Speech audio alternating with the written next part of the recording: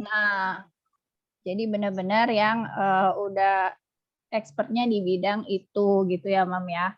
Oke, kalau gitu seperti tema kita hari ini yaitu gimana cara kita meregulasi emosi pada anak. Kita akan mulai setelah materi selesai, setelah Q&A selesai. Nah, ibu-ibu boleh tuh nanti jilbabnya diambil dulu, nanti kita bakalan silakan balik. Oke, bentar. Aku mau share screen dulu.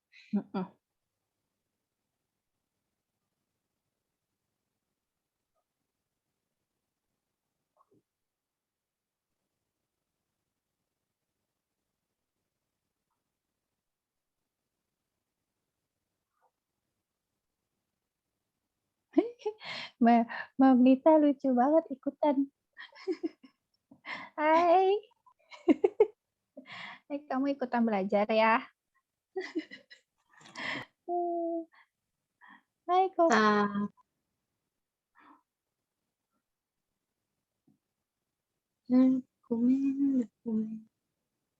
Kok kamu nggak bobo sih, Nak? Siang-siang mau ikut belajar ya? Lucu banget.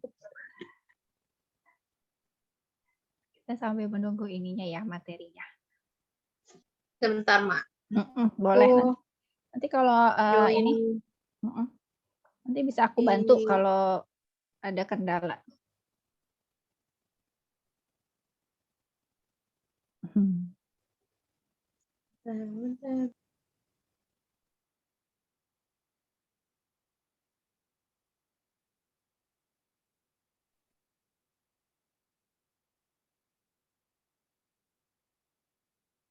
Di sini ada yang hadir di luar member WhatsApp kita kah?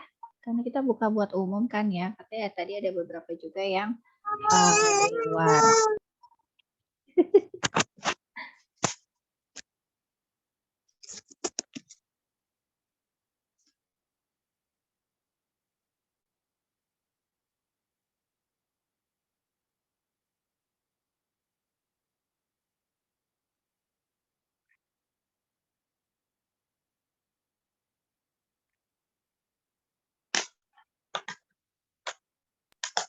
Nih. No.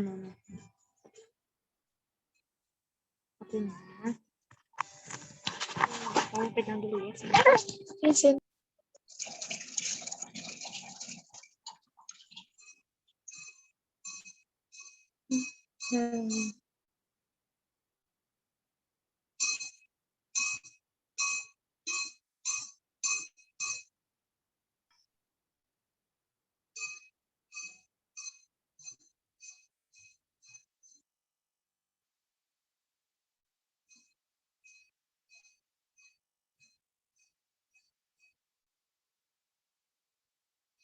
Oh, PDF-ku error. Wait. Nggak apa-apa kalau kalau nggak bisa nanti dari aku aja yang share, nggak apa-apa, Mak. Ya udah, coba Mak. Dari aku aja, oke. Dulu ya. Oke. PDF-ku error. Wait, tunggu sebentar ya. Ya.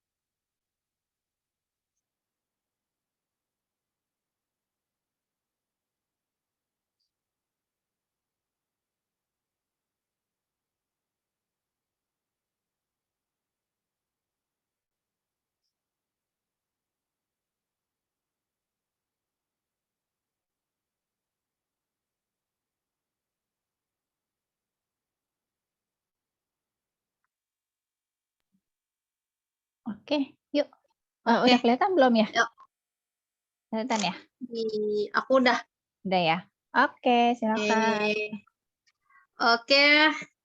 Sebelumnya selamat sore buat mom semua yang ada di BC Oktober hari ini. Ya, perkenalkan saya Siva Amalisa, mamanya Kiana. Kebetulan saya juga bekerja di klinik psikologi yang menangani anak-anak berkebutuhan juga dan anak-anak yang membutuhkan terapi. Oke. Materi hari ini saya mau memberikan suatu materi itu cara meregulasi emosi pada anak. Nih, sebelum kita ke inti materi, di sini pernah nggak sih mom semua tuh kayak ngalamin anak tantrum atau yang suka menjerit-jerit, yang barat kata kalau kita bilang sih annoying ya, dan kayak juga nangis kejer banget sampai berteriak-teriak yang bikin kadang kita tuh pasti emosi, bener nggak mam? Ya pernah, ya semua komen sini pernah ya. Dan kadang juga kita suka kesel sama anak yang keras kepala banget dibilangin dan yang kayak susah banget gitu diatur. Nah ini salah satunya tercontoh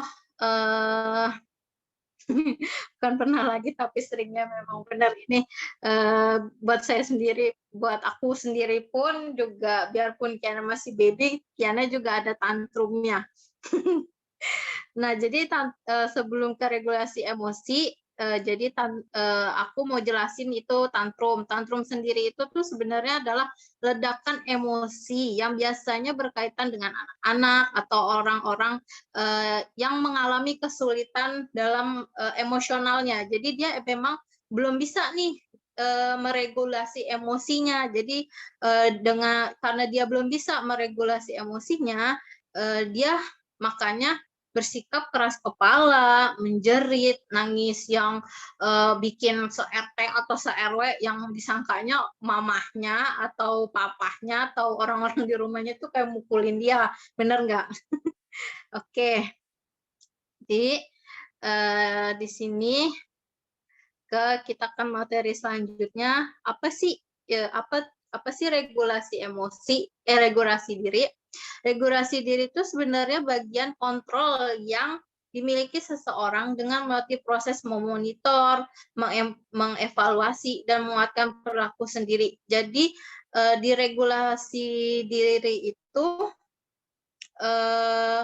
anak-anak akan belajar yang namanya kontrol diri. Nah, kalau dia sendiri aja belum ada kontrol diri, gimana dia bisa gimana dia tuh bisa mengendalikan emosinya. Nah, makanya anak-anak perlu belajar regulasi diri. Nah, selanjutnya Momin Indah selanjutnya. Nah, regulasi diri versus kontrol diri. Nah, di kontrol diri ini jadi kita itu menghentikan atau menghalangi impuls yang kuat, kayak misalkan yang anaknya suka banting-banting barang, yang suka nangis, yang teriak kayak gitu, atau yang suka mukul-mukul dirinya sendiri, yang kayak terus juga yang suka mukul orang lain karena dia juga impulsif ya, itu jadi dia harus punya kontrol diri. Nah, dari kontrol diri ini sebenarnya harus ada regulasi diri. Nah, regulasi sendiri pun itu mengatur kemunculan dan kekuatan impuls. Jadi kontrol diri adalah bagian dari regulasi diri. Jadi sebelum ke kontrol diri harus punya nih anak itu regulasi diri. Jadi gimana caranya dia untuk mengatur kemunculan dan kekuatan impulsifnya dia ya, yang kayak mukul. Nah, jadi sebelum mukul kalau dia nggak punya regulasi diri dan kontrol diri, dia akan mukul. Gitu. Nah, lanjut lagi, Mam Indah. ke Oke, apa yang terjadi di otak? Nah, yang terjadi di otak ketika anak-anak mengalami regulasi emosi, itu tuh ada bagian otak yang namanya amigdala yang berfungsi untuk proses emosi. Jadi fungsinya ini juga amigdala itu memiliki intinya lagi. Jadi dia ada inti yang namanya korteks yang berfungsi untuk mengontrol tindakan yang kemudian mengirim pesan pada otak secara langsung guna menggerakkan tubuh, ya kayak misalkan si anak yang suka mukul, ya dia akan mengirim, kalau dia nggak punya kontrol diri, si korteksnya ini akan mengirim sinyal ke tubuh untuk ayo udah kita pukul. Nah, maka dari itu penting banget anak-anak itu di usia yang sangat dini ya diajarkan untuk ada kontrol diri, untuk ada regulasi diri. Oke. Nah, selanjutnya Mam. Nah, jadi di jenis regulasi diri. Nah, ada jenisnya nih, Mam, semua regulasi diri. Pertama ada regulasi perilaku yang kayak regulasi perilaku misalkan gini contohnya, berjalan dibandingkan berlari. Kadang kan ada tuh anak-anak yang suka demen banget lari daripada jalan. Nah, di sini kita sebagai orang tua untuk latih anak kayak misalkan, ayo jalan pelan.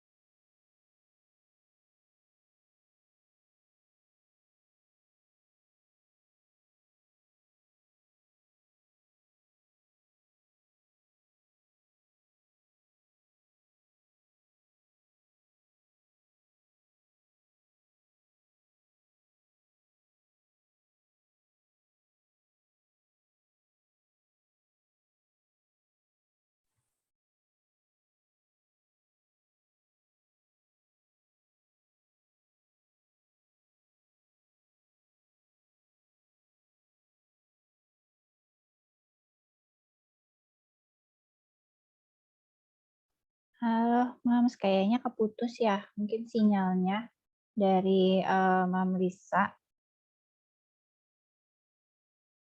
Oke, tunggu ya. Bentar ya. Sebentar ya, Mam. Mohon maaf ya. Mungkin kayaknya ada. Bentar.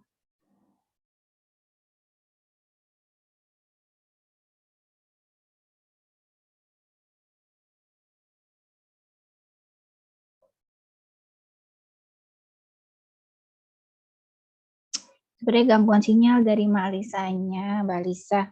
Ini Mbak Lisanya lagi mau join lagi. Sebentar ya. Mohon ditunggu. Ini lagi seru-serunya nih topiknya soal regulasi diri.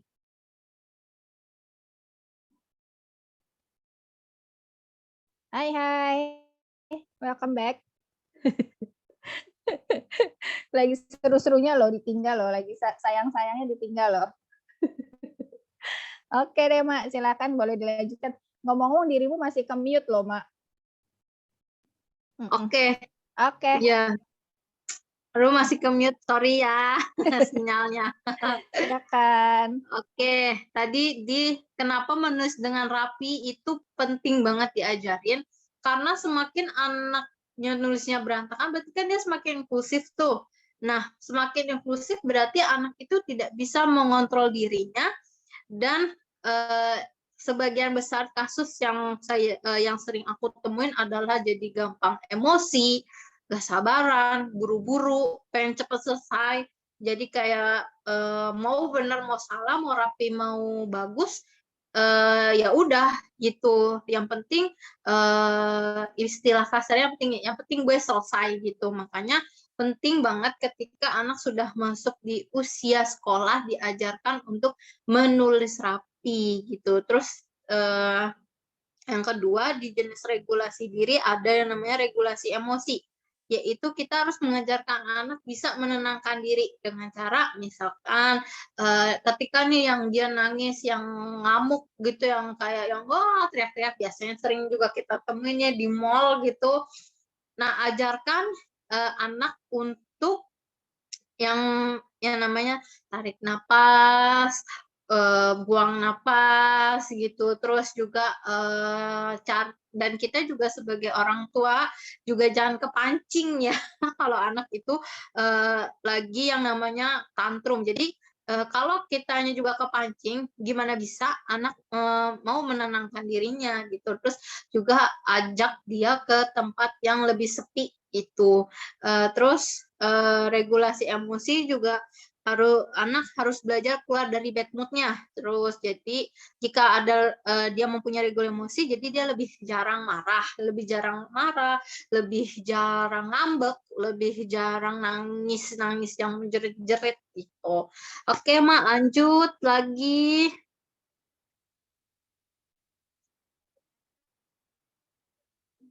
Nah, regulasi perilaku ada yang perlu kita perhatiin nih buat momi semua yang ada di sini untuk melatih anak untuk mengontrol perilakunya, yaitu tingkah laku yang ia lakukan adalah berdasarkan impuls yang tidak disadari, begitu pula dengan dorongan sensori. Nah, kadang suka ada yang nanya, tapi sih kok ada dorongan sensori? Nah, biasanya anak yang mengalami regulasi emosi yang nggak baik, yang sering tantrum atau segala macam, yang dari sepengalaman aku ngajar selama 6 tahun itu adalah biasanya anak-anak itu mengalami gangguan sensori.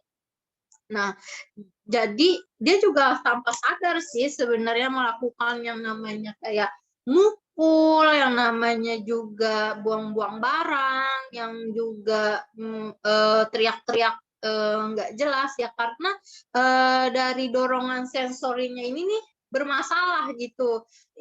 Jadi sensorinya dia ini nih ada yang kurang, jadi sehingga dia tuh mengalami yang namanya tantrum gitu. Jadi kita nih sebagai orang tua harus mengamati dulu kenapa dia bisa ini, ataukah memang dia ada gangguan sensori atau dia ada gangguan pada gross motornya, atau dia memang biasanya seeking attention atau memang pengen cari-cari perhatian. Nah, terus juga kedua, besar kecil atau cepat lambatnya gerakan yang diperlukan untuk melakukan sesuatu belum tentu dipahami. Nah, nih jadi untuk mengajarkan regulasi perilaku pada anak, kita tuh harus observasi ke anaknya. Bisa nggak nih dia cepat nangkep ya kalau misalkan kita bilang pelan-pelan, jalan pelan-pelan gitu kan. Kadang orang tua ada yang kayak gitu. Nah, dia juga bingung nih, jalan pelan-pelan tuh gimana ya? Terus jalan cepet tuh kayak gimana ya? Jadi kita sebagai orang tua tuh harus jadi role modelnya dia. Terus kita harus juga yang namanya mengevaluasi, yang jadi kita harus yang namanya apa ya? Kalau asesmen perilakunya, kayaknya cara ini bisa nggak ya ke anak kita? Bisa nggak ya aku nerapin cara-cara yang dibilang yang dibilang guru ini, yang dibilang saya, yang dibilang aku juga. Nah, kita harus observasi ke si anak itu gitu. Nggak semua anak bisa diterapkan apa ya perilaku materi yang kita dapetin dari ilmu-ilmu kita gitu. Kadang ada yang anak bisa dengan cepat nangkep, ada anak yang lambat gitu. Terus lagi, Mak. Nah, regulasi emosi, oke. Nah, sebelum berlatih emosi, anak perlu berlatih beberapa aspek nih. Nah, Nih, ini inti paling paling utamanya ya. Jadi sebelum mengenalkan anak regulasi emosi, kita harus mengenalkan anak berbagai bentuk emosi. Nah, jadi emosi dasar itu kan ada yang senang, sedih, marah. Itu 3 emosi dasar yang harus dimiliki sama anak, yang anak harus tahu gitu. Nah, kalau dia aja nggak tahu 3 emosi dasar itu, gimana cara kita bisa mengajarkan regulasi emosi sama anak? Itu penting banget. Ini regulasi emosi ini, mengenalkan berbagai bentuk emosi udah bisa dikenalkan pada usia 3 sampai 4 tahun gitu. Ya misalkan marah itu gimana bentuk wajahnya, face-nya gitu. Terus kalau sedih bentuk face-nya kayak gimana, seneng kayak gimana gitu. Nah, kan tetapi kalau mau ngajarin anak yang normal itu nanti bisa banyak tuh, bisa nanti emosi marah tuh ada apa aja, terus emosi sedih ada apa aja, emosi negatif, emosi senang itu ada apa aja, sedih ada apa aja. Nah, akan tetapi kalau untuk anak yang mengalami kebutuhan khusus, hanya 3 emosi dasar aja nih yang hanya kita boleh kenalin, yaitu marah, senang, sama sedih gitu. Kenapa? Karena untuk anak-anak berkebutuhan, dia itu terutama autistik ya, dia nggak bisa baca gestur, terutama gestur wajah kita ya kalau kita lagi marah, senang, sedih. Karena menurut dia tuh ekspresi kita di mata dia adalah sama gitu, flat-flat aja gitu. Makanya untuk anak-anak yang mengalami kebutuhan khusus, kita hanya boleh mengenalkan 3 emosi aja gitu. Jangan untuk orang tua di sini yang punya anak berkebutuhan, jangan yang kayak menggebu-gebu, dia harus nih ngenalin berbagai macam emosi biar dia tahu, biar dia ini. Menurut saya tuh menurut saya itu gimana ya, itu kayak kita diskriminasi sih terhadap mereka. Karena apa? Buat mengenal emosi diri dia aja itu susah gitu. Sedangkan kita nuntut dia untuk dia harus tahu nih orang tuanya tuh sedih, orang tuanya tuh sedihnya karena apa ini. Itu tuh untuk yang anak berkebutuhan tuh nggak ini ya, nggak harus gitu. Karena buat diri sendiri, balik lagi buat diri dia sendiri aja dia susah. Tapi untuk anak yang normal kita perlu mengenalkan berbagai bentuk emosi. Karena apa? Dia harus tahu marah itu kenapa kita bisa marah, ekspresinya gimana, marah itu cara penanganannya seperti apa gitu. Terus juga sedih karena apa, terus caranya bagaimana, terus apa yang harus dilakukan, dan juga sedih itu bagaimana. Nanti kan emosi marah, sedih itu banyak tuh penjabarannya. Nah, terus habis itu kita juga harus mengajarkan pemecahan masalah sederhana. Nah, penting banget anak untuk diajarkan problem solving, karena yang dari pengalaman saya pribadi, mau anak-anak yang nggak pernah diajarkan problem solving, jadi dia tuh kayak menggampangkan menggampangkan masalah. Kayak misalkan contoh sederhana gini, kalau kamu nggak bawa buku, gimana ya? Gitu. Apa yang harus kamu lakuin? Biasanya nih ya, kalau anak yang nggak pernah diajarkan problem solvingnya jelek, dia akan bilang, ya udah, tinggal tinggal bilang aja sama mama buat beli. Kan kayak gitu ya, memang sih menyelesaikan masalah, eh, tapi tapi jadinya dia akan berpikir instan gitu. Ya udah, ntar tinggal beli lagi aja kalau nggak bawa. Terus dia nanti akan berpikir, nanti ada mama ini, ada papa ini, ada siapa ini, ntar nanti jadinya bukannya dia mandiri, akan ketergantungan pada orang lain. Jadi dia ketika ada masalah yang sama, jadi dia akan menggampangkan suatu masalah gitu. Padahal kan sebenarnya dia bisa dong, kalau dia nggak bawa buku, dia bisa minta kertas ke guru, atau dia bilang gitu ke mamanya, kan nggak apa-apa juga harus beli gitu. Terus, nah juga banyak tuh kayak misalkan kalau kamu nggak bawa bekal gimana, ya udah aku tahan lapar aja. Lah, terus kalau kamu lapar nggak makan, emang kamu pikir kamu akan bisa belajar gitu? Ya udah nggak apa-apa. Padahal kan dia bisa dengan bilang ke gurunya untuk sampaikan ke orang tuanya bahwasannya untuk dibawakan bekal atau minta temannya sharing gitu. Nah, kadang kalau anak yang tidak memiliki problem solve yang bagus, dia akan memilih untuk instansi. Nah, terus praktek langsung di situasi stresor dengan persiapan. Jadi kita harus mempraktekkan anak pada situasi yang memang kita sudah kondisikan gitu, kayak misalkan mau ngelatih anak gimana caranya kalau dia sedih dia harus apa di tempat itu, misalkan kayak nggak dibeliin mainan gitu kan, biasanya nih anak-anak kalau nggak dibeliin mainan yang dia mau dia akan tantrum. Nah, coba kita latih nih gimana caranya dia kita latih untuk nggak tantrum. Nah, dengan cara biasanya saya ke orang-orang tua murid atau orang tua terapi, saya bilang, ya udah Bu, gini aja, sebelum berangkat Ibu harus briefing dulu anaknya.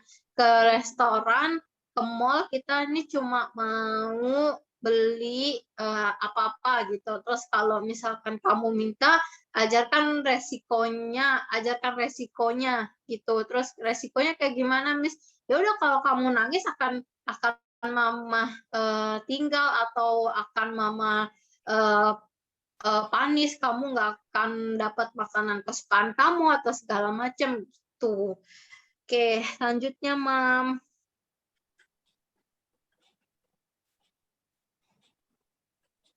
Nah, di sini ada zona regulasi diri nih. Untuk anak-anak yang normal, yang nggak memiliki berkebutuhan, ajarkan anak-anak untuk kayak blue, di zona blue itu ada, ajarkan sedih, mengantuk, lelah, bosan. Nah, terus ini untuk yang zona regulasi diri di sedih, untuk emosi sedih.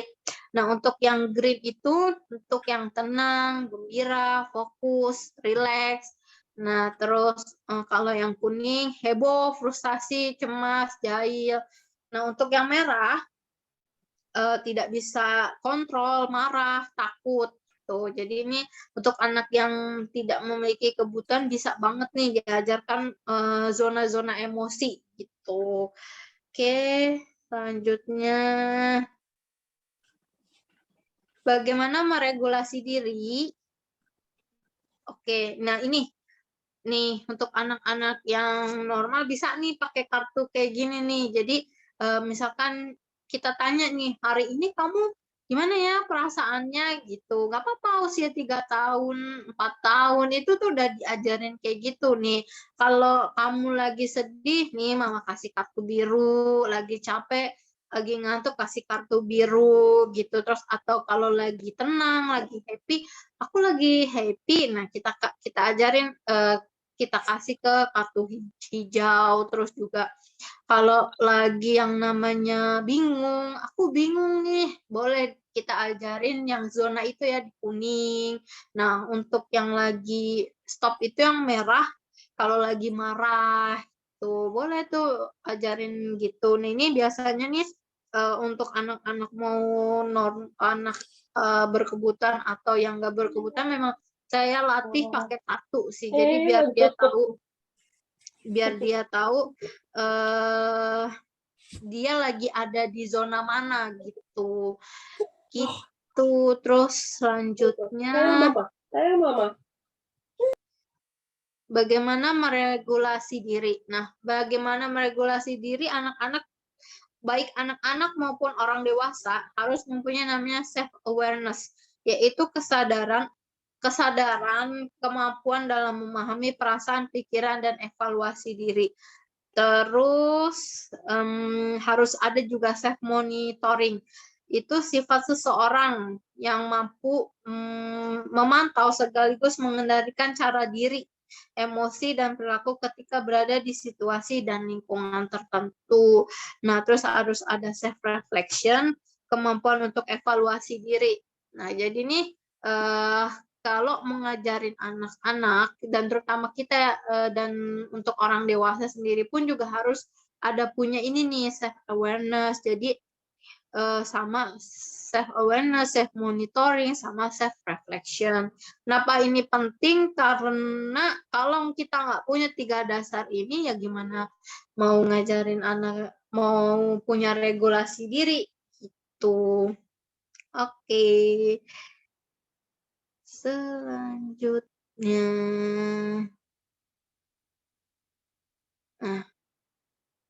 Nah, untuk anak-anak, orang tua sebagai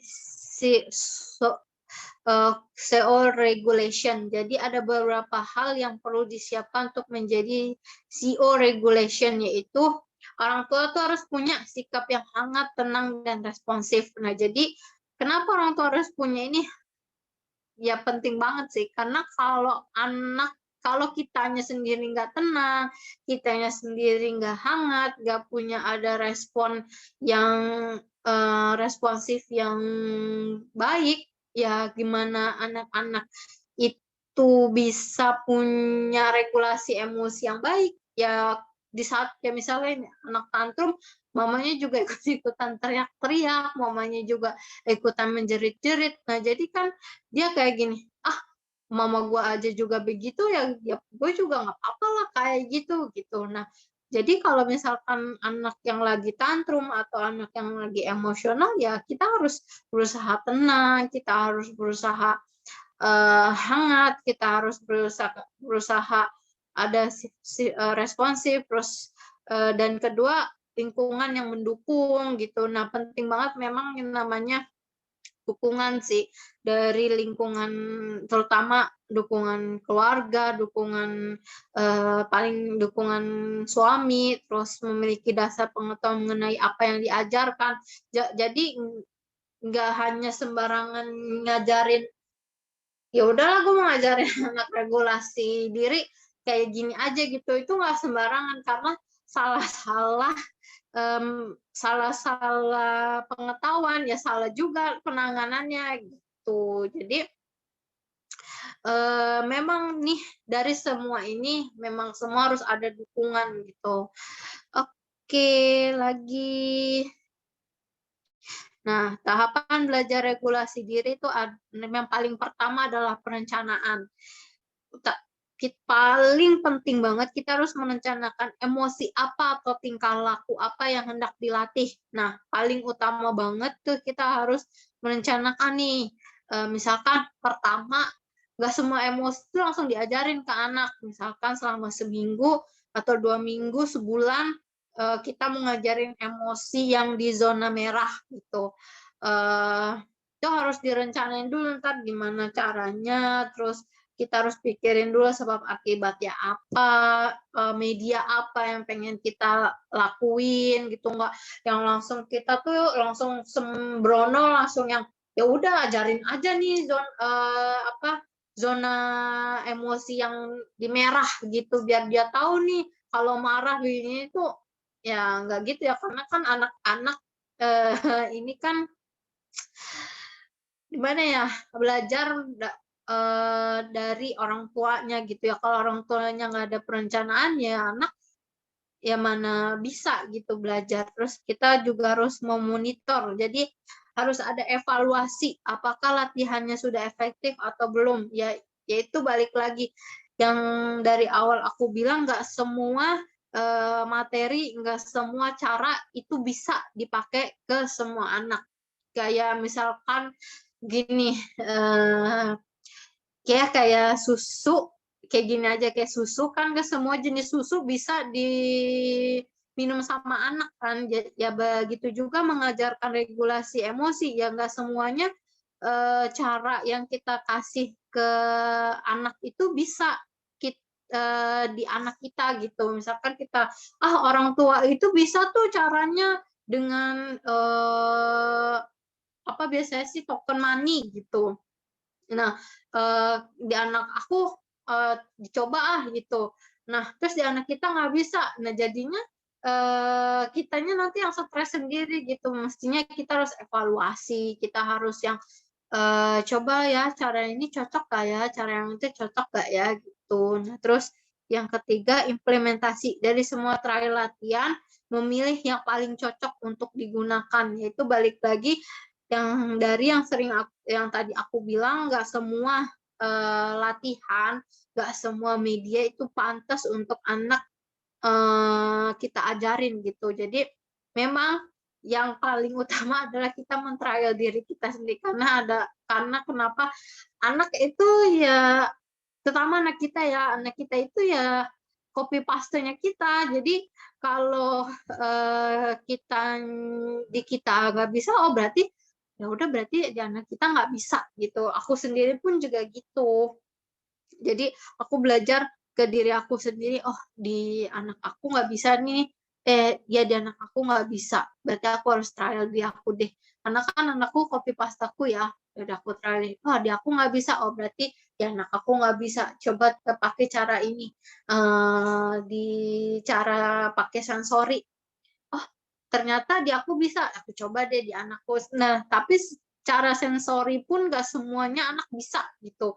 Kadang ada sensori anak yang lemah di sensori pendengaran ya. Karena kasihan juga kalau kita maksa si anak untuk yang namanya kita sering dengerin listening, ya dengerin musik atau dengerin apa yang kencang-kencang tuh kasihan gitu. Entar malah yang tadinya kita mau ngajarin regulasi emosi, untuk dia tenang, untuk dia ini malah makin-makin gitu. Ya coba cari yang lain atau dengan cara, untuk yang anak yang mengalami auditori biasanya, caranya yang bersifat, sensori yang tenang kayak main pasir, kayak bikin-bikin Play-Doh gitu. Itu sih contohnya. Nah, terus ayo lagi, Ma. Nah, latihan apa ya? Nah, pertama bisa latihan aktivitas, bisa berupa kegiatan sehari-hari berbasis tingkah laku yang sederhana. Ya kayak misalkan kita sengaja nih memodifikasi buku kita jatoin gitu. Terus, aduh buku jatuh nih, harus apa ya gitu. Terus kadang kan ada anak yang ya udah ambil aja sendiri atau malah yang nangis atau apa yang gimana, ya kita ajarin, oh buku jatuh mama ambil bukunya berarti gitu ya, dimodifikasi aja sih gitu dengan kegiatan sehari-hari. Terus bisa juga dengan latihannya permainan, bisa berupa permainan yang membutuhkan waktu menunggu dan proses berpikir. Nah, itu kita kayak biasanya permainan yang membutuhkan waktu menunggu, kayak misalkan gross motor tuh, terus yang kayak loncat, terus juga kalau kayak di taman itu kan biasanya anak antri tuh untuk naik peprosotan atau naik ayunan, ajarkan anak untuk tunggu ya, kakaknya atau temannya, main dulu, nanti baru kamu gitu. Biasa kan kalau di permainan anak juga nggak sabaran. Terus yang proses berpikir, terus ketiga mindfulness, kegiatan self awareness yang memberikan efek menstabilkan emosi. Itu. Jadi biasanya sih ajarkan anak untuk, meditasi, terus untuk yang, tarik napas, yang buang napas, untuk yang pokoknya ajarkan anak untuk mengontrol dirinya dengan yang bersifat tenang sih. Oke, lanjut lagi, Ma. Oke, aktivitasnya bisa nih untuk, mengajarkan regulasi emosi itu kayak, mmm menulis atau menggambar tuh, ya karena kan gini, menulis atau menggambar itu aktivitas yang sangat membutuhkan, kesabaran ya, karena kan nulis itu eee, kita ajarin anak tuh yang nulis yang kayak, eee bentuknya harus benar, terus harus rapi, dan menggambar juga, kalau menggambarkan juga bentuknya harus sesuai, ya kayak lingkaran, nggak boleh yang miring, nggak boleh yang segala macam. Kadang kan anak nggak sabaran, ya udah asal jadi aja gitu. Nah, ini bisa nih untuk kegiatan menulis dan menggambar sebagai aktivitas melatih regulasi emosi. Dan aktivitas berbicara, misal meniru orang berbicara, kayak meniru kita, kayak baca gitu, mama lagi makan gitu. Nah, biasanya kan terutama untuk anak-anak yang berkebutuhan yang autis ya, yang bisa yang verbal, dia untuk berbicara ini biasanya terburu-buru. Nah, ini biasanya kalau di tempat aku ajarin untuk berbicara yang pelan dan terstruktur gitu. Kayak misalkan ada tuh murid terapiku, dia autisnya verbal, dia selalu Mercy mau pipis, Mercy mau pipis. Nah, kita ajarkan pas untuk ngomong pelan, Mercy mau pipis gitu, biar artikulasinya jelas, dan juga dia belajar meregulasi dirinya agar nggak terburu-buru tuh berjalan. Misalnya juga nih anak-anak kan maunya jalannya cepet, nggak mau sesuai arah, nggak mau yang gimana ya, nggak mau yang ada aturan lah. Kita ajarkan, kita kondisikan untuk dia berjalan pelan, kayak misalkan kita ajarinnya bawa baki yang berisi air untuk dia jalan pelan, itu kan melatih regulasi emosinya dia gitu. Nah, terus mendeskripsikan dengan detail, terus membawa barang yang mudah pecah atau tumpah gitu, terus olahraga diselingin waktu. Nah, olahraga diselingin waktu kayak meloncat, dia harus 5 kali loncatan, terus berjalan pelan 10 detik, terus berlari 10 detik tuh. Oke, lanjut lagi. Nah, permainan bisa ada nih di Simon Says. Simon berkata, oke, yang di permainan tadi. Oke, permainan Simon Says biasanya Simon berkata marah, kalau marah harus apa gitu. Terus musical chair. Nah, musical chair ini juga bisa nih diajar, bisa untuk melatih regulasi emosi anak, karena kan dia harus keliling. Nah, nanti kan kita ngambil satu kursi, biasanya kalau anak yang nggak dapet kan akan marah ya. Terus bisa red light, green light, terus mother my eye, terus loud or quiet, 3D, set, wiggle, color move. Terus lanjut lagi, Ini ada permainannya. Nah, terus mindfulness nih, untuk mengajarkan mindfulness anak untuk regulasi emosi bisa di grounding, kegiatan merasakan sensasi panca indera yang saat ini terjadi.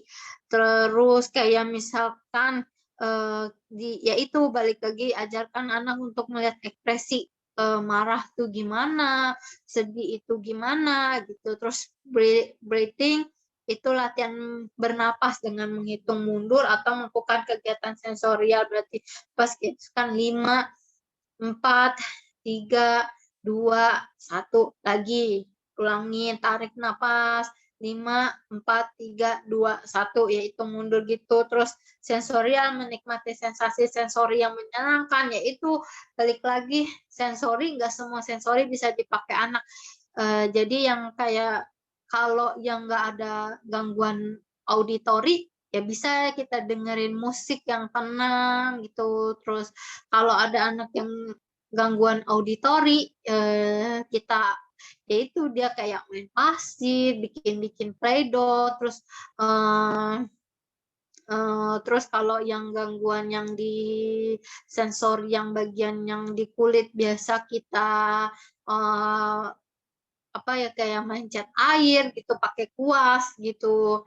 Terus lagi gitu sih. Nah, yang grounding tuh pick up kebuka aja. Terus 5 things you can see, 4 things you can feel, terus kayak First thing you can see itu apa sih yang kamu lihat? First thing, 14 things you can see, apa yang kamu rasain. 3 things you can hear, apa yang kamu dengar. 2 things you can see, apa yang kamu rasain di indera penciuman. Terus one thing you can taste. Terus breathing, ya ini kayak yang pengaturan napas. Nah itu sensori, ya kayak kegiatan sensori yang bisa menenangkan dan bisa meregulasi diri anak. Oke, segini materinya. Thank you.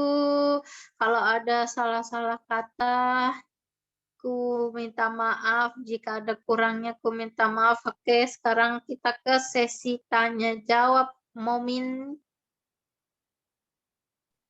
Oke, makasih Mbak Lisa. Materinya bagus banget. Ih, kebetulan banget loh anak aku masih tantrum-tantrum loh. Umurnya udah 6 tahun. Ya Allah, bikin aku pusing. Ternyata kayak gitu ya. Karena memang ternyata ke sensorinya ya. Karena setelah dipahamin tuh ada beberapa sensori yang memang dia nggak bisa kayaknya. Nah, iya benar Momin. Ini sih aku yakin banyak yang mau nanya. Nah, nanyanya itu boleh kalau misalnya sekiranya kondusif, boleh untuk buka mic, mungkin agak repot sambil kan kita sambil ada anak, mungkin agak repot untuk ngetik. Itu boleh ya kalau misalnya mau open mic aja tetap boleh. Lalu kalau misalnya yang lebih prefer chat juga boleh nanyanya lewat chat gitu. Ya, nanti kita akan pilih juga untuk penanya terbaik yang akan mendapatkan 1 gendongan 2-in-1 dari babyku.id gitu. Oke, kita sambil lihat-lihat pertanyaannya ya. Wow, udah banyak loh Mbak Lisa pertanyaannya. Benar-benar udah banyak ya. Kamu kalau misalnya ada yang udah mau dijawab boleh ya. Iya. Sambil lihat nih. Kita mulai dari atas kali. Aku join di tempat satu lagi biar aku tahu pertanyaannya. Oke. Aku sambil lihat-lihat nih, nanti aku bacain. Oke. Mana ya? Aku agak siwar nih matanya. Ini nih. Dari Mamiyu. Halo Mam Lisa, aku Mamiyu. Apakah benar Mam efek dari makanan manis kayak dan tepung, roti itu bisa buat anak tantrum atau susah dikasih tahu atau sugar rush gitu? Dan baiknya bagaimana untuk anak mengeluarkan emosi marah? Apakah efektif dengan mengajarkan dia teriak di dalam bantal, teriak sekencang-kencangnya, atau ada cara yang lain? Gitu. Oke. Oh iya, soalnya banyak yang katanya sugar rush itu ya. Oh iya, sugar rush gitu.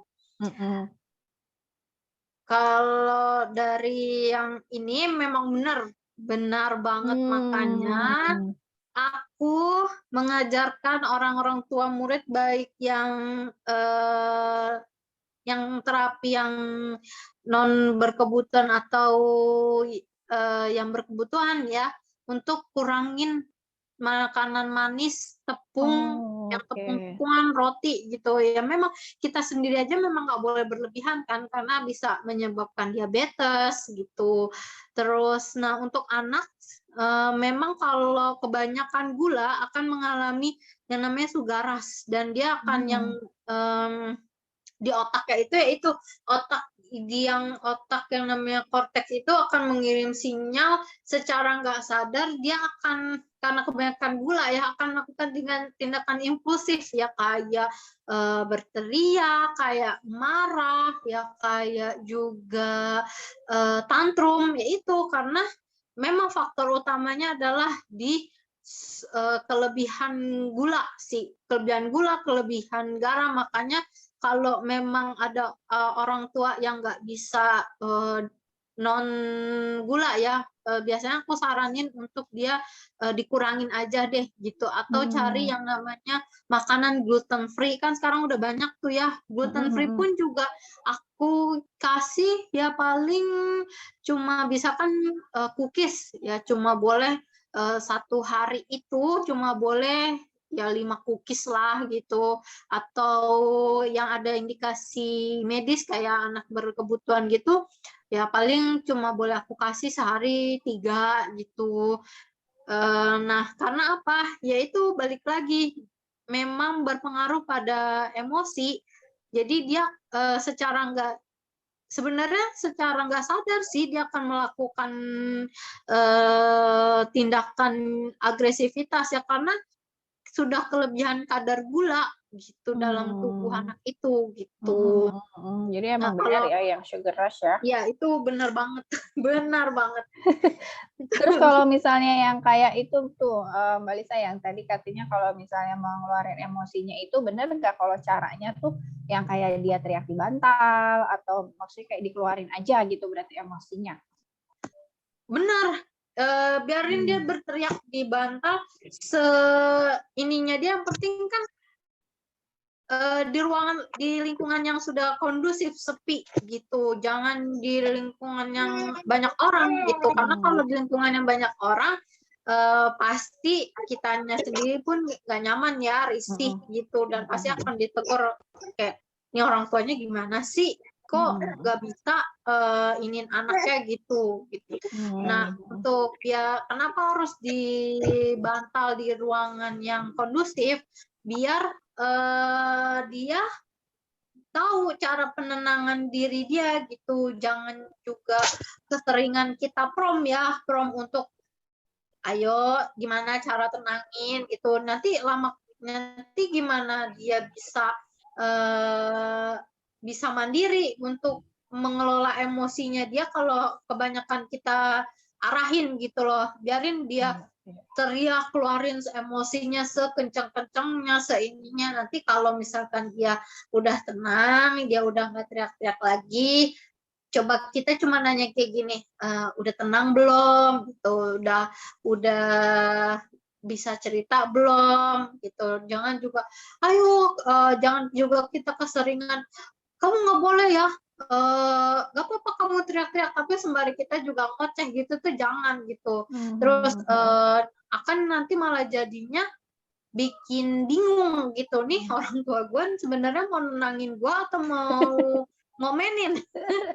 Jadi barengan, jadi teriak-teriaknya ya. Iya, Gimana teriaknya dong? bareng-barengan gitu.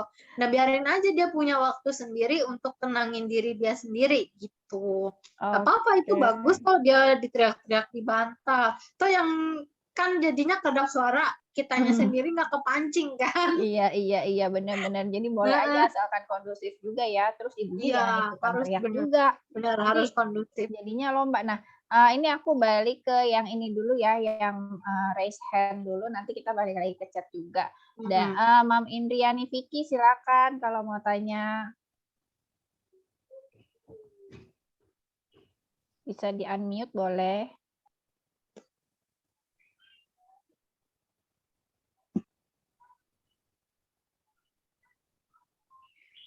Siapa dulu nih? Atau dari Mam Siska dulu boleh yang raise hand. Kalau mau tanya boleh di unmute. Hai, Mam Siska. Halo. Hai. Silakan. Mau nanya, apa ya? Itu kan anakku yang pertama sih, dia itu suka tantrum gitu. Kan karena beda sama adiknya kan cuma 2 tahun lah ya. Jadi masih suka caper-caper gitu. Nah, dia tuh suka adiknya megang apa direbut gitu. Jadi nggak mau join gitu mainannya. Terus misalnya dia tuh kalau lagi marah suka sendiri gitu, itu aman nggak sih? Karena kita kan ngeliat kasihan gitu ya, jadi kayak nangis sendiri gitu, mojok gitu kan? Gimana Mam? Kalau dia ngurung diri, sebenarnya bagus sih. Dia udah tahu cara dia untuk meregulasi dirinya dari amarahnya dia gitu. Nah, jadi buat mam ketika dia udah menyendiri gitu, biarin dia dulu untuk tenangin dirinya dia. Habis itu mam boleh dia tuh tanya masih sedih nggak, masih marah nggak gitu. Terus kenapa marahnya? Kalau dia bilang masih, ya udah mama tinggal dulu ya gitu. Tapi kita juga jangan jauh-jauh ya, biar dia juga nggak yang agresivitas ya. Terutama gini, ketika anak menyendiri, aku notice banget buat dijauhin dari benda-benda kayak yang tajam gitu ya, karena kan kadang memang secara nggak sadar juga, secara ini kadang ada anak yang ya memang berpikiran yang negatif sih gitu. Hindarin dari situ gitu, atau memang mam boleh arahin deh dia untuk ke tempat yang buat tenangin dirinya, tempat yang memang aman gitu. Terus sambari, ya udah kamu tenangin diri dulu, kalau memang belum tenang, kalau memang udah tenang nanti mama kesini lagi gitu. Terus kalau dia kasih waktu aja, tapi kita harus kasih waktu ya untuk dia, misalkan 5 menit lagi nanti mama balik gitu. Nah, atau 2 menit, 3 menit gitu. Pas udah balik, udah tenang belum gitu.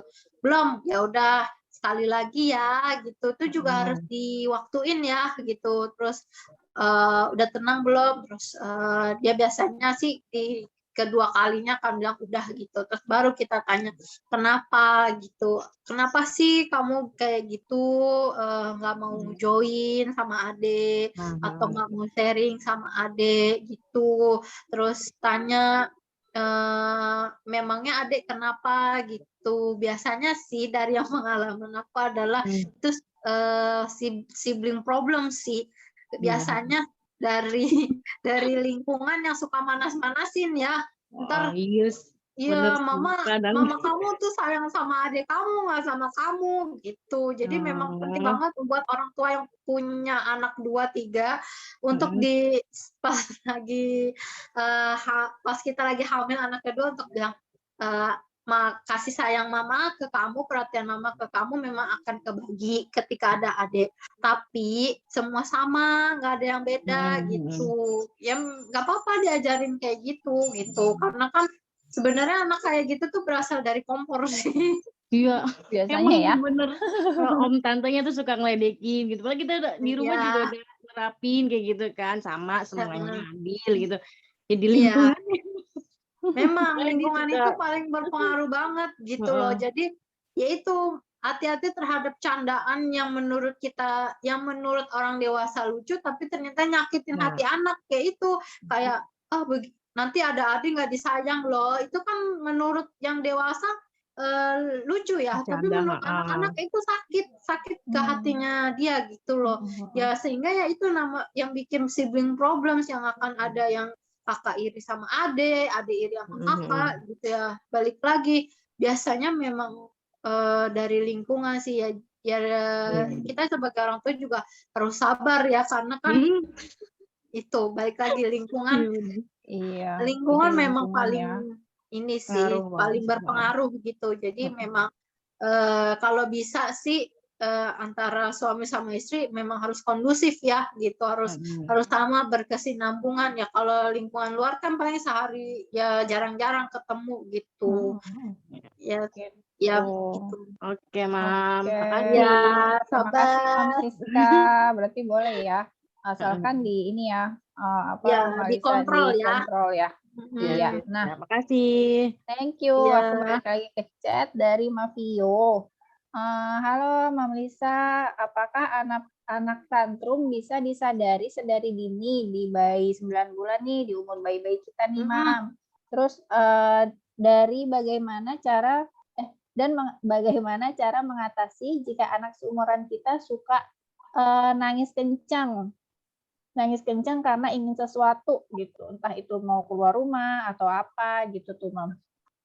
Wah, itu memang bisa banget disadari. Kiana tuh kayak gitu. Kiana tuh gini ya, memang kan karena aku kerja, dia sama neneknya. pasti kan aku sadar parentingnya beda itu, karena kan kalau nenek apa-apa diturutin ya, dia ini nangis apa, tapi kalau aku tetap ajarin, karena anak sedari dini dia sudah bisa memahami kondisi dan situasi, bahkan dia udah tahu emosi nih, oh dia tahu mamanya marah, dia tahu mamanya sedih, makanya aku selalu aku selalu nggak nyembunyiin emosi aku ke si Kiana, biarpun kalau aku sedih ya aku akan nangis gitu, biar Kiana tuh belajar, oh mamaku nangis, bukannya mamaku nangis ya udah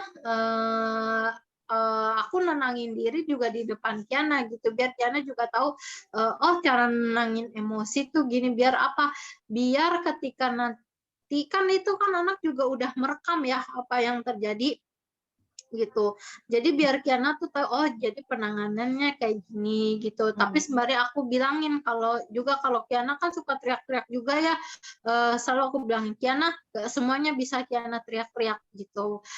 Boleh Kiana nangis tapi nggak boleh pakai teriak. Aku sih selalu kayak gitu gitu.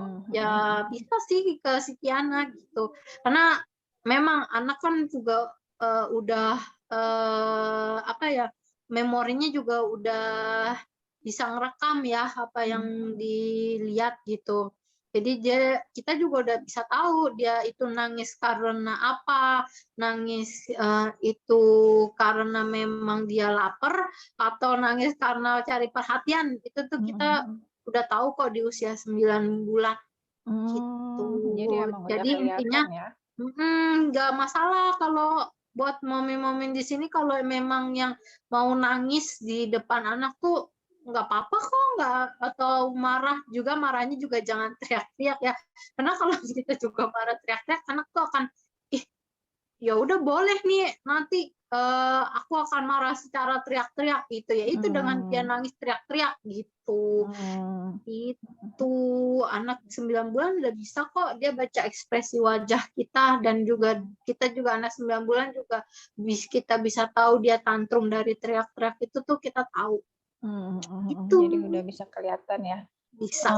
Oke, terus nih Mama Indriani Vicky, ini udah ada chatnya sih, apa mau open mic atau mau aku bacain aja nih? Udah ada sih di sini juga. Boleh open mic juga ya kalau mau open mic.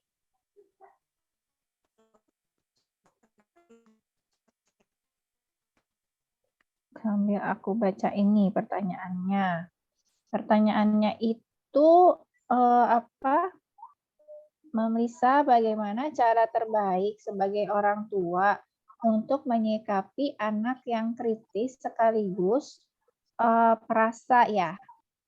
Jadi apa, mudah tersentuh gitu, agar tetap mengutamakan sisi dunia anaknya gitu. Dan gimana cara pola asuh yang tepat untuk anak yang perasa agar dia mempunyai kecerdasan emosional gitu.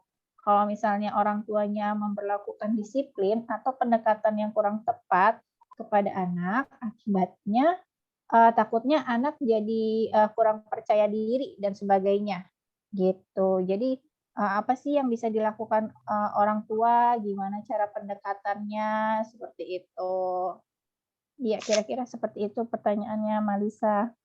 Pertanyaannya, kalau menyikapi anak yang kritis sekaligus perasa, mudah tersentuh ya. Menyikapinya kita dengan juga tenang sih, juga jangan yang menggebu-gebu ngasih pengetahuan ke dianya. Kita harus tenang, kayak mama tahu apa yang kamu rasain, kamu sedih ya ngelihat ini gitu, atau papa tahu, tapi nggak kayak gitu kok yang sebenarnya gitu, nggak semuanya harus dengan nangis, kamu dengan nangis gitu, itu dia happy loh sebenarnya, bisa kita kasih tahu kayak gitu dengan pemahaman yang aku bilang tuh yang pakai kartu zona yang zona emosi gitu tuh ajarin pakai gitu buat anak-anak yang gampang tersentuh bisa gitu. Jadi sembari kita lihat ya kayak misalkan di film Net Geographic itu kan kadang ya aku sedih singa kok makan jerapah, kan ada tuh yang suka kayak gitu. Terus kita kasih tahu gitu, iya gak apa-apa sedih, tapi memang wajar itu kayak gitu. Kita harus kasih realitanya gitu. Kenapa bisa si singa itu makan temennya ya? Karena kan itu ekosistem gitu. Kita ajarin yang kayak gitu biar dia bisa berpikir, oh gak semuanya harus juga disedihin, gak semuanya harus itu ya memang sedih, pasti sedih, tapi itu memang harus terjadi gitu. Nah, terus tadi apalagi tuh pertanyaannya, Gimana ada pola kalanya orang tua asuhnya? berlaku disiplin atau pendekatan yang kurang tepat pada anak. Akibatnya anak seperti menjadi takut-takut, melakukan sesuatu, kurang percaya diri, dan sebagainya. Apa yang bisa dilakukan orang tua? Nah, untuk masalah disiplin nggak apa-apa, disiplin. Cuma disiplinnya itu harus, biasanya untuk anak perasa itu harus terstruktur. Kenapa disiplininnya, kenapa orang tuanya tuh disiplin gitu. Jangan cuma disiplin aja, tapi harus distrukturin gitu loh, biar kita nggak bikin dia nggak kepercaya diri. Misalkan mau mendisiplinkan dia untuk habis makan cuci piring, memang agak ribet sih buat anak yang punya sifat perasa gitu, karena kan dia agak, kalau dibilang memang anak perasa agak rigid, jadi dia memang harus di nalarnya harus dirunutin gitu loh. Kenapa dia harus cuci piring gitu. Kita harus jelasin kenapa harus cuci piring sehabis makan. Karena kalau nggak dicuci nanti akan jadinya gini-gini gitu. Ya ajarin gitu. Memang ya balik lagi yang aku bilang, memang agak sedikit menguras pikiran ya untuk anak yang perasa gitu. Karena dia memang membutuhkan realita biar dia nggak, kalau orang bilang mah biar dia nggak baperan gitu. Oke, oke, oke. Emang jadi kitanya juga sih sebenarnya balik lagi ya, gimana cara Ya, disiplinnya. Oke, benar, balik baik. lagi. Nggak asal Lalu, menerapkan disiplin gitu. nah Biar ini dia ada, juga ada percaya diri. Nah, lalu ada dari Mamnita nih, bagaimana meregulasi emosi anak yang ada anxiety dan suka nanya berulang, padahal si anak udah tahu jawabannya. Gimana cara kita menghandle-nya gitu. Nah, Ini berarti anaknya usia berapa ya, Mamnita ya? Kalau anxiety, kalau sudah ada anxiety, oke, silakan. benar anxiety. Oke. Ada anxiety itu biasanya udah 8 tahun ya. 8 tahun. Anxiety itu sebenarnya udah ada sih dari bayi ya. Oh, Gitu. oke. Udah ada dari bayi. Makanya kan kalau ditinggal orang tua sering nangis, itu salah satu anxiety-nya dia gitu. Dan sebenarnya udah ada dari bayi. Nah, caranya adalah kita sebagai orang tua juga harus tenang.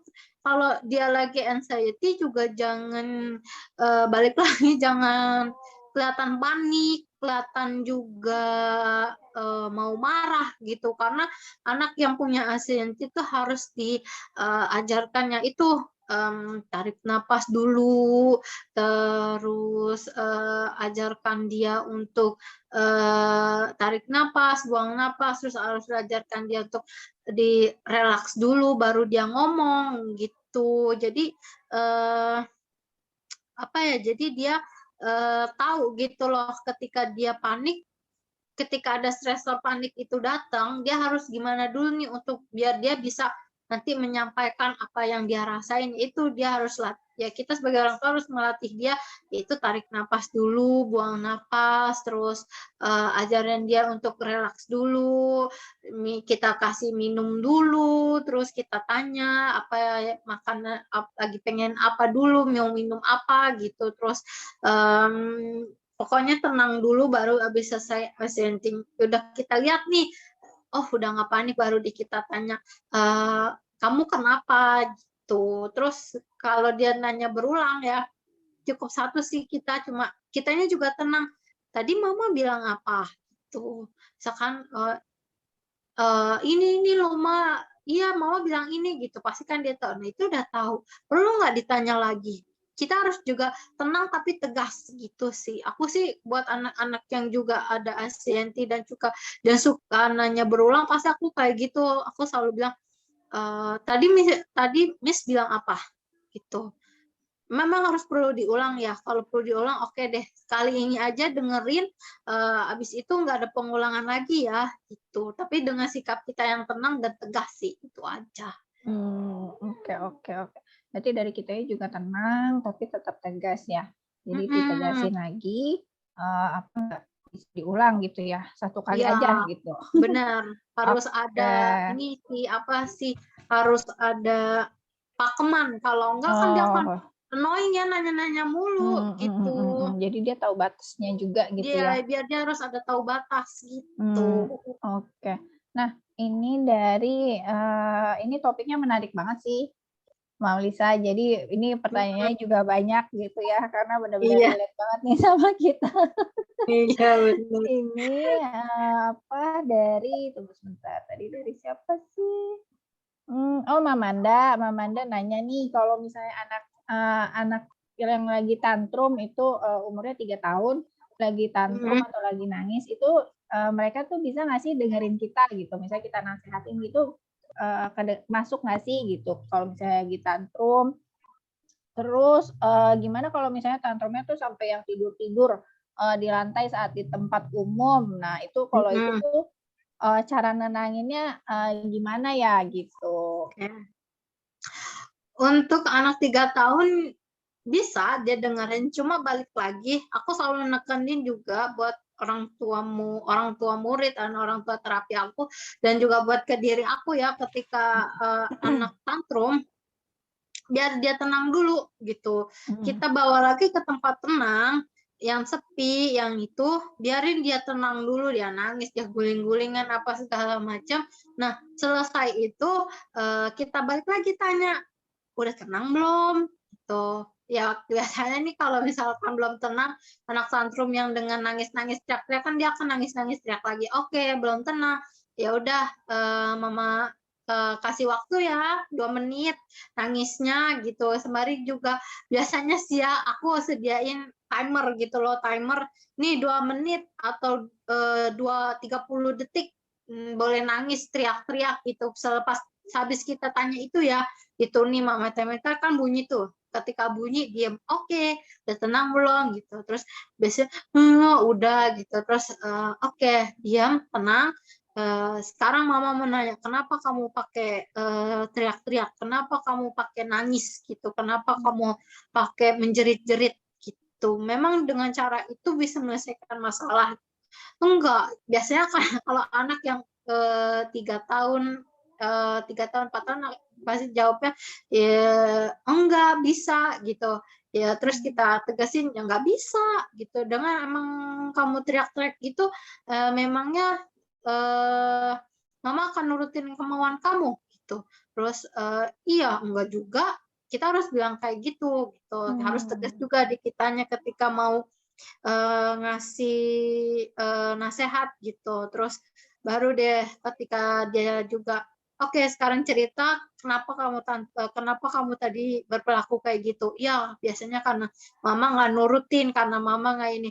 Ya sekarang gini, gimana caranya bisa mama nurutin, karena kamu udah nangis duluan gitu. Gimana caranya mama bisa dengar kamu mau apa, kamunya udah menjerit-jerit duluan gitu. Memang nggak bisa diomongin baik-baik dulu gitu. Biasanya sih aku kayak gitu. Terus nah kalau untuk di tempat umum, paling sering aku ajarin orang tuanya adalah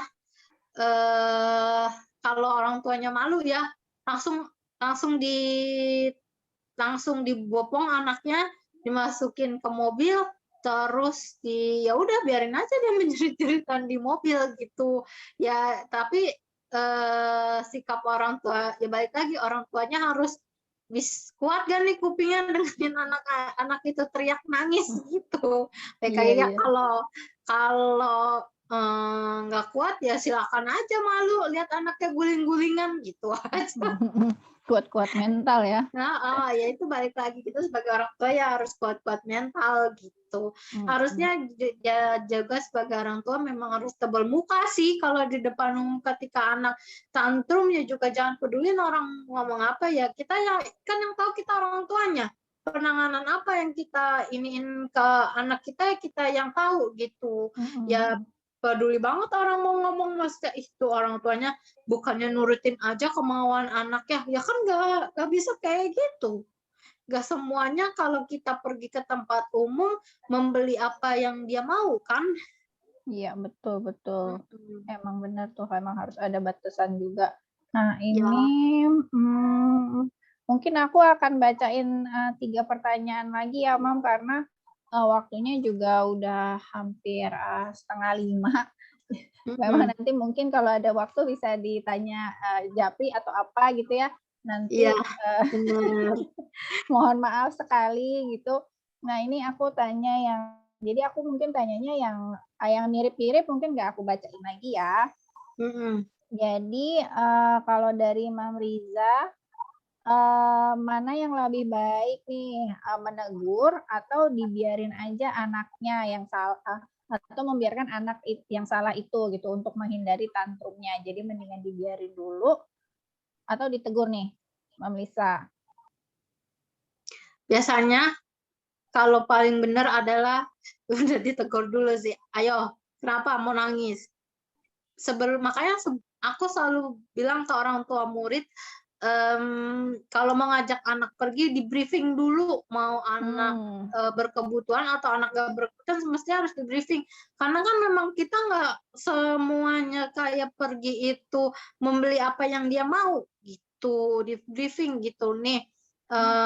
Misalkan mau pergi ke pantai, ya kan ke pantai kita mau senang-senang, bukan ke pantai beli balon, beli apa gitu. Kita mau relax, mau main di pasir, mau main ombak pantai gitu, bukan yang membeli barang dagangan yang semuanya ada di situ dibeli. Itu kan kadang kan anak kan memang impulsifnya gitu ya, ada abang-abang lewat, aku mau itu gitu ya.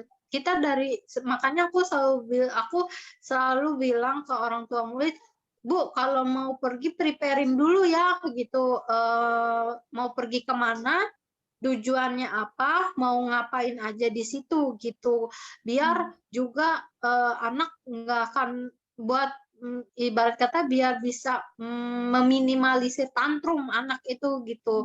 Jadi memang harus di briefing. Nah, nanti begitu berada di tempat gitu, tinggal ayo inget gak yang kita briefingin apa nih seminggu, misalkan seminggu yang lalu kita udah briefingin ini mau pergi ke sini briefingnya apa nih, di sini kita mau ngapain aja gitu. Nah terus begitu dia ngeliat, Ma itu aku mau itu, hayo yang kita mau kesini mau ngapain gitu ya. Terus kalau dia udah yang mengembang, ya udah nangis aja dulu nggak apa-apa gitu ya.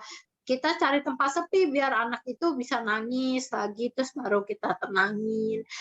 Ya itu balik lagi, kita tenangin, kita tanya, kan udah dibilang dari minggu lalu kemarin mau apa ke sini itu. Oke. Nah, jadi emang sih benar kalau di briefing, kalau mau pergi harus di briefing dulu ya. Jadi meminimalisir kejadian-kejadian di sana nanti gitu. Iya, Nah, benar-benar. Ini dari Maira, ini aku bacain yang di bawahnya aja, mungkin pertanyaannya langsung. Ini kalau ini itu ada anak temennya 5 tahun yang speech delay, sering marah-marah. Jadi dari usia 3 tahun itu sudah diterapi gitu, tapi sampai 5 tahun masih ya. Nah, pertanyaannya itu biasanya tuh sampai umur berapa sih seperti itu gitu, dan apa harus diterapi terus kalau bisa mau sembuh atau bisa sembuh dengan sendirinya? Buat speech delay ya? Speech delay sama tantrum juga. Sebenarnya speech delay tantrumnya dia itu dari buat anak yang speech delay ya, ketidakmampuan dia untuk mengungkapkan kata-katanya gitu. Jadi dengan cara apa? Dengan cara dia tantrum, yaitu pengungkapannya gitu. Nah makanya sebagai terapis, biar dia nggak tantrum, semestinya sih harusnya udah diajarin ya cara dia mengungkapkan apa yang dia mau gitu. Kalau dia udah dari umur berapa? Terapi umur 3 tahun sampai 5 tahun ya? Ya, terapi dari 3 Oh, tahun. Sekarang sudah semestinya umur 5 udah tahun. ada beberapa kosakata sih yang keluar Hmm. gitu. Ini terapinya gimana ya? Nah, loh. Agak lumayan lama loh. Itu 3, Hmm. 4, 5. 3 tahun ya dia terapis, mestinya ada beberapa kosakata sih yang keluar. Gitu. Mungkin bisa pindah Mm-mm. terapi mungkin. Boleh, biasanya gini, anak speech delay itu bermasalah dengan sensori. Tuh, terutama gross motornya. Makanya sebelum pengalaman aku ya, sebelum melatih anak speech delay di terapi, dia harus latihan gross motor dulu gitu. Karena kan buat mengaktifkan otot-otot dia ya, gitu, otot-otot dia. Makanya ada yang namanya terapi sensori integrasi gitu, karena untuk melatih untuk melatih ngomongnya gitu. Terus habis itu dia terapi TW, OT gitu tuh untuk mulutnya gitu. Gitu sih, makanya biasanya sih setahu aku anak speech, ada pengalaman speech delay 3 tahun terapi harusnya udah ada beberapa kosakata keluar gitu. Kalau dia masih yang nangis, karena gini, batasannya dia udah 6 tahun, jatuhnya dia non verbal, bukan speech delay lagi gitu. Karena untuk anak yang non verbal, kita pakainya buat dia alat komunikasi, kita pakai PEX, itu pakai kartu gitu. Jadi dia mau apa pakainya kartu, dia mau apa pakainya kartu tuh. Jadi dibikinin Kalau kartu udah gitu ya. semestinya dia udah 5 tahun udah ada kosakata gitu. Jadi dia bisa mengungkapkan, makanya kenapa dia tantrum ya karena dia nggak bisa ngungkapin gitu. Oke. Nah, satu pertanyaan lagi ini, ada beberapa yang mirip-mirip, jadi aku simpulkan aja. Ini soal pola asuh.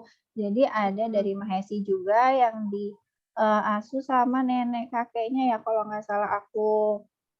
Jadi seperti yang tadi Mama Lisa juga ceritakan, kalau misalnya sama lingkungan itu mungkin kan pola asuhnya beda kayak gitu. Nah itu gimana tuh Mam kalau misalnya udah terlanjur anaknya tuh udah mungkin istilahnya dimanja gitu ya, terus nanti udah keburu tantrum, terus ada cara nggak sih supaya kita tuh ngadepinnya gitu untuk memperbaiki lagi pola asuhnya seperti itu.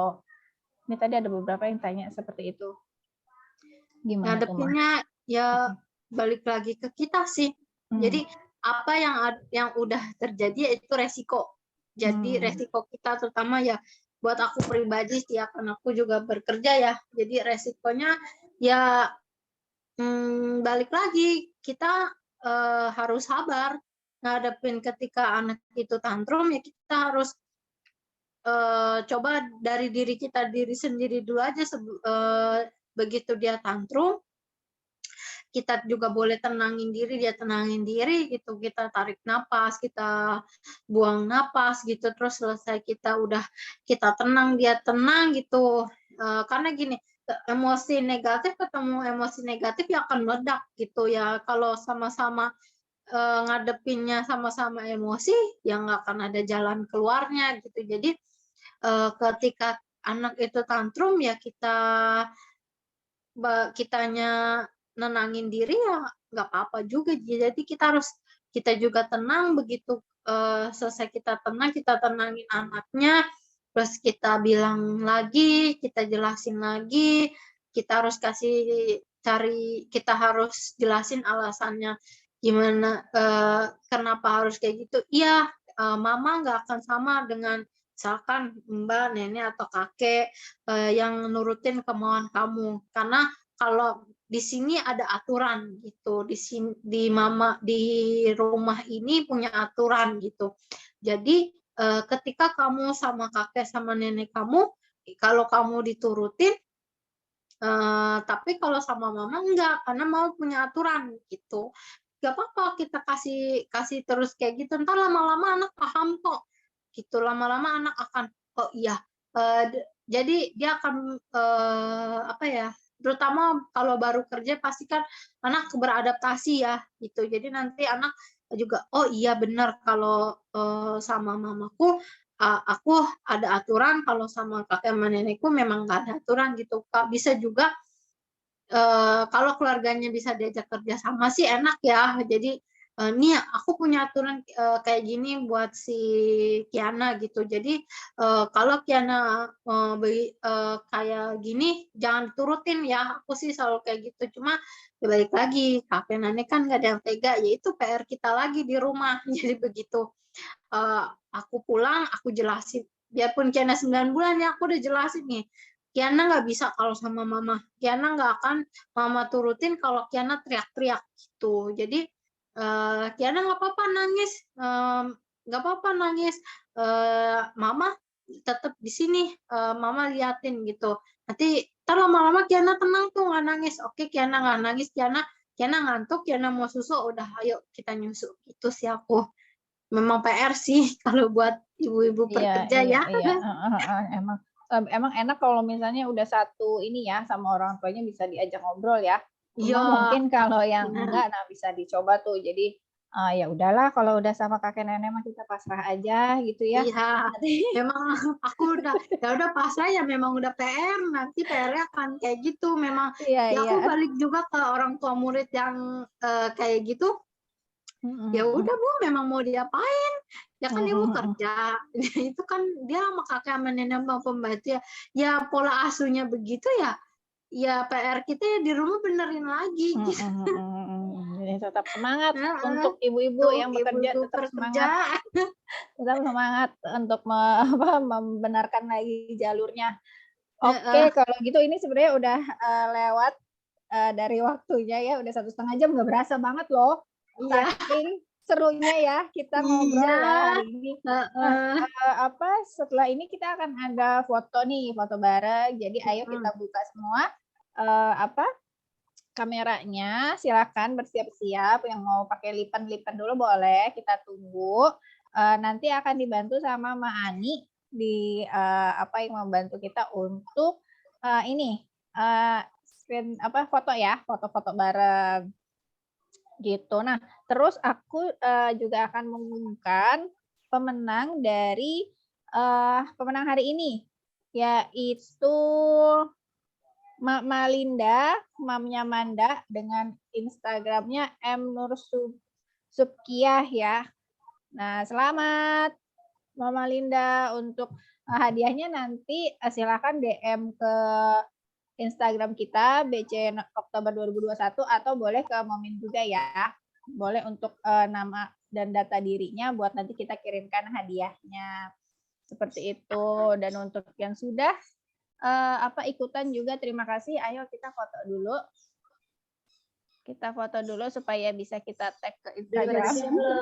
Ayo foto. Ayo silakan. Nanti senyumnya ditahan dulu ya karena ini ada beberapa slide. 1, 2, 3. Lagi ya. 1, 2, 3. Oke, Mak. Oke, terima kasih. Terima kasih semuanya. Thank you Malisa ya udah Ya, mau berbagi thank ilmunya you yang juga. sangat bermanfaat Maaf ini. kalau ada yang kurang. Thank you ya, wah kalau playdate seru ya, nanti kita arrange ya. Oke, kalau Ya. gitu selamat sore semuanya. Assalamualaikum. Bye-bye. Terima kasih, Malisa. Bye-bye. Bye. Hai Fatima, ada Fatima juga ya. Bye bye, aku N ya. Bye.